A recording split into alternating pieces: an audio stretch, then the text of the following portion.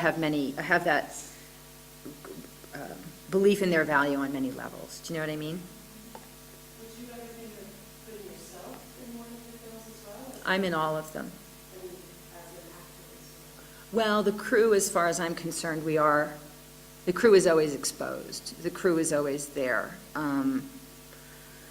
And no, I'm a camera person and I'm the director. But to me, that's being an actor too. You know what I mean? That's why you always see everybody. Nothing is hidden in the work and nothing is hidden in the installation. There's nothing, in my opinion, that's not worthy of being looked at. But there's also this question of looking and being looked at that's exposed in that kind of relationship that's in the film. So as far as I'm concerned, everyone's acting. But as well, you know, when you make the film, let's say, of whatever, I don't know, the dolphins, for example, this kind of exquisite, you know, beautiful film, and the installation itself is kind of exquisite, but the equipment is all there, and the crew is all there, and everything is present, so that everything that went into making it and everything that went into installing it is all present in that room, and nothing is missing, right? And the point there would be that technology and the crew and the camera people are not a barrier to some kind of transcendence and do not block the incredible beauty of the piece from being transmitted. Do you know what I mean? So I do use myself as a kind of, I don't know, you know, point. I'm like a didactic point or something like that. And in the guerrilla work, you see me, I'm everywhere. So, and I'm making a piece right now with a magician where I actually sort of am an actor because I'm pretending to hold a camera that I'm not really holding. So that's kind of where I'm at, actually. It's sort of funny. Could I ask one question? It's about Jump, which you identified as a explicitly didactic piece, and didacticism has come up, and I know you've taught at Art Center for quite some time. Did you imagine the section that was the bad editing, as it were, or how did you plot it? Is it a fantasy about didacticism, or? No, I actually, you know, I always tell my students, you know, it's the myth of you think you're being didactic, but you're actually out of your mind, because what you think is didactic isn't didactic at all. You know, I'm not, you know, it isn't Boyce giving a, you know, his sociology talks with a blackboard. Those weren't even didactic, but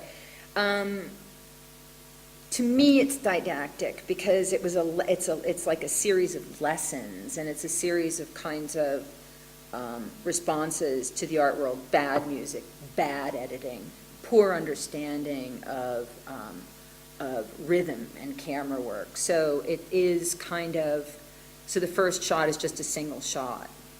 So you examine that. And then the second sequence is intercut, but it's intercut properly in Hollywood terms. The third sequence is Subterranean Homesick Blues in 3/4 time, in which it was not written, done with a tuba. So it's wrong, it's just wrong all over the place, and then the jumpers can't jump to it. So then we're trying to capture the jumpers jumping to it, but there's jump cuts in it, and there's all kinds of wrong cuts and sideways shots.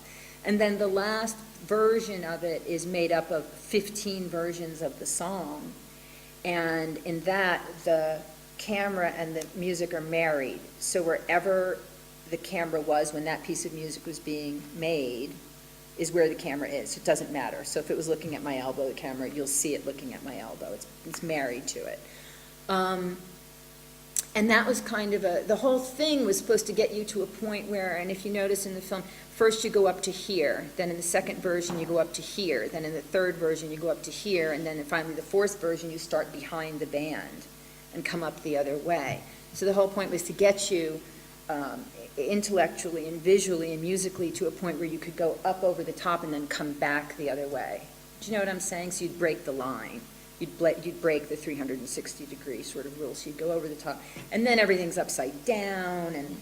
And the jumpers, everyone's wearing T-shirts with instructions to you and to them. And they are sort of didactic. I mean, all the boys are wearing shirts that say 1+1, which is the Godard film. from which we took the design of the bandstand. It's essentially the colors that were in the room when the Rolling Stones were playing Sympathy for the Devil and 1+1, which later became Sympathy for the Devil.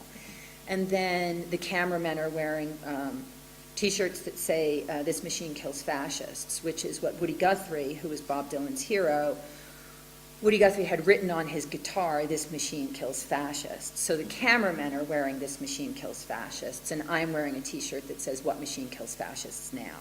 So there are all these kinds of instructional things. Do you know what I mean? And so everyone's wearing, you know, like the person who's running the whole gang, her T-shirt says "security." You know what I mean? There are some things that are funny, and then there are some things that are much more complicated than that.